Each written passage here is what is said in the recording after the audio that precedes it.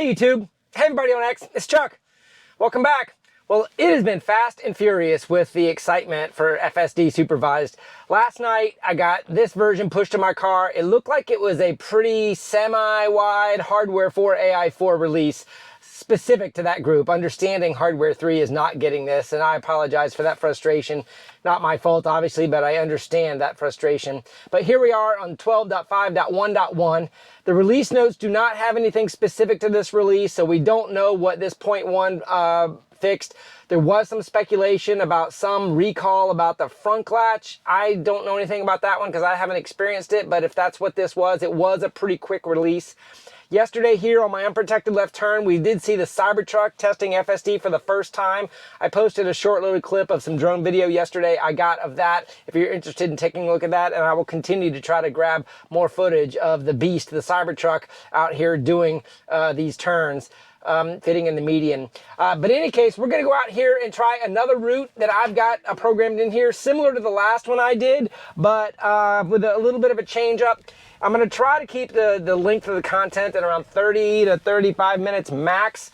But here we are on our unprotected left turn. I think I'm going to try to do 2 unprotected left turns on each of these just to demonstrate a good U-turn and also kind of get back into the groove of the UPLs on each release. All right, so here we are, gonna do our NHTSA stop here probably, and we got a car in the opposing median that we do have to give right away to. And if you notice, there is no median network, but we are coming up for the creep, even though that car is in the lane and has the right of way.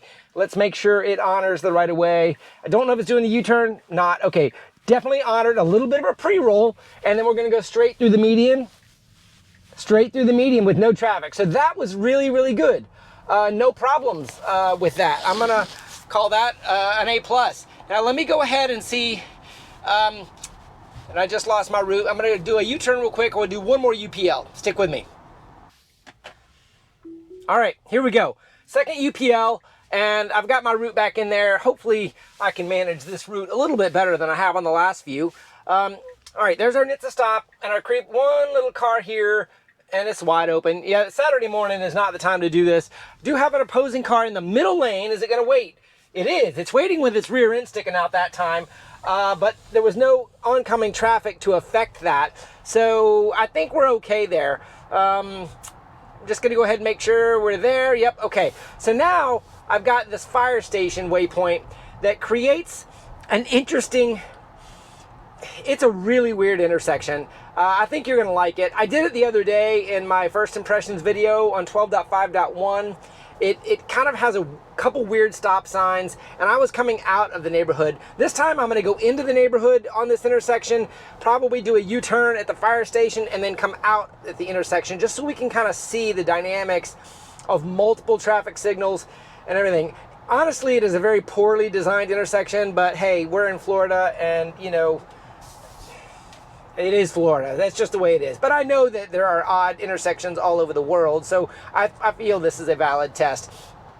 Here is the camera view, and let me just go back to widescreen view here, and it should be taking a left. You see this little intersection? That's what it's going to try to do. It's kind of odd, but hopefully we can get it to do that, and I'll be able to clear up the route just in time. Okay. I'm going to go ahead and leave this view up so you guys can see what it's going to be trying to do. Fortunately, it looks like the traffic is low, so it's probably going to be a roller. You notice it does have a no U-turn sign here, but the weird thing I want you to see about this intersection, and it should roll it, is I've got a stop sign as soon as I get here, which means there's only room for one car. And now I've got a little bit of an obstruction here, and I'm going right. Now look, I've got another stop sign. So that's what is interesting about this. And now I'm going to go ahead and delete that, and I'm going to hit done. Now I've got a route here, and look at this. It's going straight across, and of course I missed the traffic. And we're clear from the right, and now we've got to jump over 3 lanes. All right, and so in zero traffic, it did that perfectly. So maybe this was just a little bit more of a demonstration about what's possible to test on this route. Or I need to come back here around lunchtime or something, but today I had to do an early morning drive. Railroad tracks, though, is what I wanted to show here. This is going good. I do have another thing I'm going to put in here. I'm going to get going on this straightaway, and I'm going to create a U-turn scenario. I'm getting better at this, guys. All right, so now I've got a U-turn scenario, and yesterday, the day before yesterday, it failed this because look at this median. I'm completely blinded, and now it's going to do a U-turn here. This is not where I would do the U-turn, but let's see if it does it any better.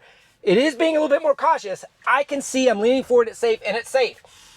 Very slow, but look, it did it in low traffic. That, if you want to see it failing, it failed on my last video because it didn't acknowledge that there could have been fast oncoming traffic coming through those bushes that were in front. Those crepe myrtle trees is what they're called. And I'm kind of in blinding sun here. That's a good test. I didn't realize. It's right at the horizon. I'm getting a pay attention to the road, and I've got a green light. Now look, this is happening fast and furious, guys. All right, so now I'm coming back to the right at that fire station intersection, and I'm just going to pull this up so you can kind of see what it does. So it should come over to the right, and now once it commits here, I'm deleting the fire station, and now we're going back. Let's see how it does it. Wow, look at this thing just looping. Okay, so now look what it's got itself in. It cannot go left here. Do you see there's a no left turn sign? So it has to go right. Let's see what it does. It has to go right. And look, FSD committed to the right. I don't know if it was because of the no left-hand turn sign, but it committed to the right, and now it's rerouted me in a direction I didn't want to go. But honestly, that was actually pretty good. I may just kind of let that one go a little bit. Of course, I'm getting a pay attention to the road. What do you guys think about that little loop? Obviously, I was playing with the screen. Light traffic, I can do it. Maybe I can stretch out those waypoints a little bit more so we can kind of get those reroute dynamics. I really wish we could create a waypoint that was, in an airplane, we call it a fly-through waypoint. You need to go through it, you know, instead of around it.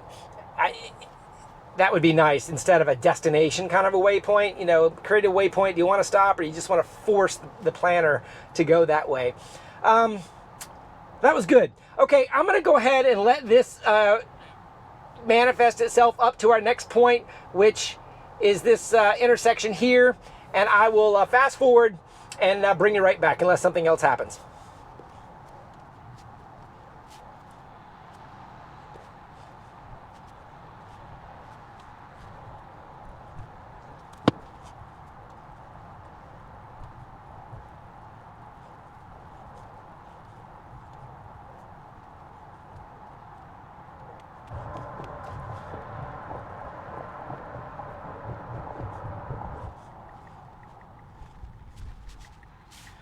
Okay, coming up on a flashing yellow light, light traffic again, crossing the railroad tracks. Should just treat it like a speed bump. Nice and slow, 16, gave me 16 miles an hour there, which was great. And I like that. And as we proceed forward here, it should give us a right turn here is what I want. And there we go. Needs to creep forward a little bit, get some visibility, and turn right here on Hamilton. Good. All right, I'm jumping here on Hamilton, not necessarily for any specific testing reason, mostly just to get off the main road that you guys have seen. It does very well with just normal stoplights. I wanted to kind of get over onto a 2-lane road that does have some stoplight interaction and some smaller lanes and traffic's less markings, and that's what we have here on Hamilton. While we're going up here on Hamilton and crossing this intersection, just a little bit more on the Cybertruck testing yesterday. That was an exciting day for me. Obviously there's not, you know, millions of Cybertrucks on the road, so there's not that many people waiting on FSD to hit the Cybertruck. More people are interested in the Hardware 3 development of this 2.5 branch, and I think that honestly is the more important release for the group. And to answer the questions of whether or not Hardware 3 can hold muster, Elon has referred to a lot of optimizations needed for Hardware 3. You know, for Elon to use words like lots, obviously it's pretty important to have critical thinking and to understand the team is probably having to do a lot of dedicated work. But there's a large fleet of those cars out there, and I'm sure they're going to get 2.5 on that hardware. This is a very good branch. I will say it's better than 2.3.6 that most people are stuck on right now. It is very smooth. It's making good decisions. It's not perfect though. It is kind of getting in the wrong lane occasionally. I think we had an example of that just a few minutes ago where it got itself to where the planner and the car disagreed. That I think is an important distinction there on how these problems will be solved, because the planner is based more on map data. It's based on some other things that perhaps are stored historically that could be prone to errors. Obviously construction zones, for example, are something that, you know, aren't ever going to be on a map data, but the car has to see what it sees and proceed, right? Road closed, detour, things like that. I think in that situation we had just a few minutes ago, there was a no turn on left. Now granted, maybe the map data had that metadata nested inside of it, so it knew it could only go to the right, and then the planner did the job of rerouting, which is exactly what it should do. It's interesting to watch this, because I think this is how parking lots are going to get solved. This is how the car is going to be able to drop you off at the front door of a POI or of a store. You know, okay, we're clear here. It's taking its time. That's good. Nice creep there around some visibility. And once that, you know, detailed location mapping, or if we get a large language model to talk to the planner to give specific instructions with context, that we can probably really see another leap in the end of the drive and the beginning of the drive and what we want the car to do. You know, there's a lot of ways we can get precise navigation without relying on points of interest that are embedded in maps. Think of the way you get into an Uber or a Lyft and you say you're going from here or here, but then you get the ability of hitting exactly on the map with a pin where you want to be dropped off.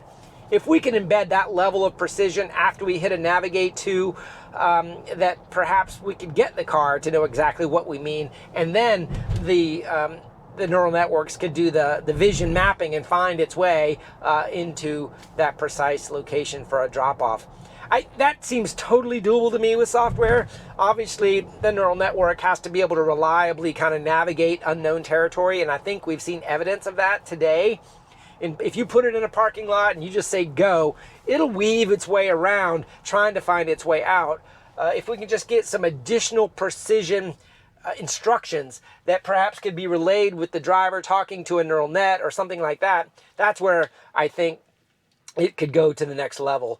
And you know, maybe this investment with XAI, if Elon gets the board of Tesla to do that, is part of that. Or if not, then the Tesla AI team just proceeding with their current path on the AI team. And I'm sure there's an entire planning team that does this.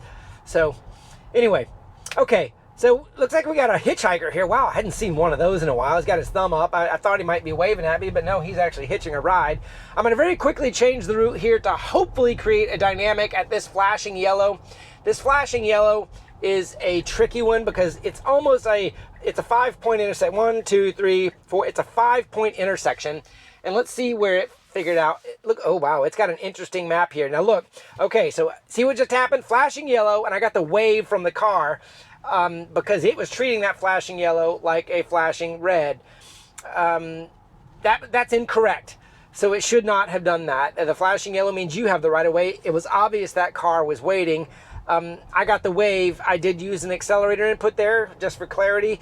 If I do have my CAN-based data over the screen, you can see the torques and the acceleration and the input that I use in the car.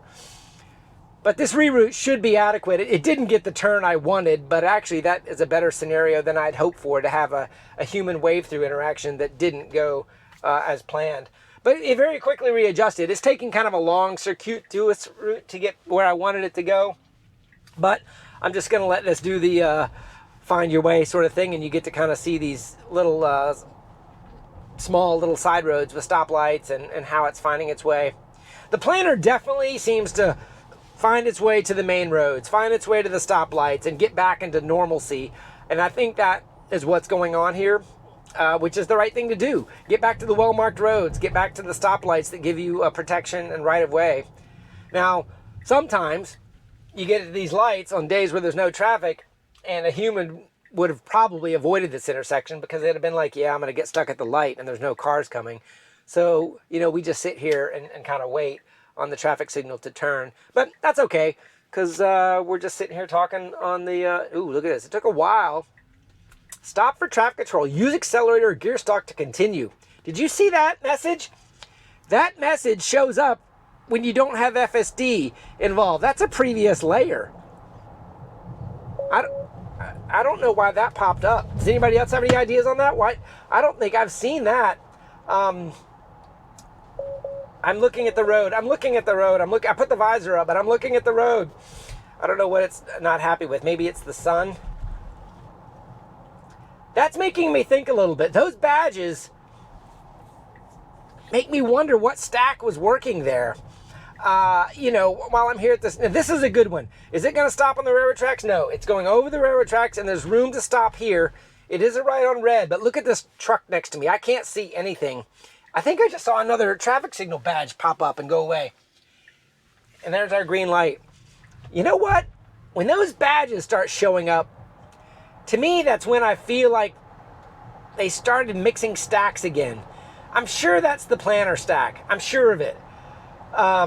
But I have not seen those badges pop up. If I come up here, look, I'm on FSD, guys. There's no doubt I'm on FSD. It's not like I'm on auto steer. I did have my settings there. Like on the Cybertruck right now, without FSD, you get all those, you know, version 11 type of badges for, like, if you had auto steer, you know. And it was, I think it was called stop sign or stoplight control. It recognized stoplights. It would stop for them. But when the green came, you had to use the accelerator to kind of nudge it through. It was like our first iteration of city streets. I don't know if I'm going to get that badge popping up here anymore. But I don't know. What do you guys think about that? That's an interesting little throwback that I don't think I've seen in a while. But it does kind of make you wonder what they're doing with the planner and how they're kind of changing things up as they try to merge these stacks. You know, because one of these point releases, whether it be this point 1.1, we didn't get it, obviously. We're going to get Hardware 3 integration on one. We're going to get Cybertruck integration on one. And on either one of those, or a separate build, we're expecting a big one, which is the merging of the highway stack. And when we merge the highway stack, I feel like I'm going to need to create another route that integrates a little bit of first impressions with highway on, highway off. I've got a lot of ideas on that. Okay, so it's good. We got another traffic signal to maybe see if we get that same sort of badge or if it's a throwback with a nice VRU jumping out here. Ooh, look, he went behind us.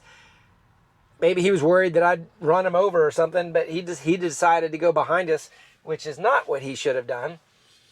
But hey, when you're a VRU or a cyclist, you take your own risks to manage your own situation. Interesting.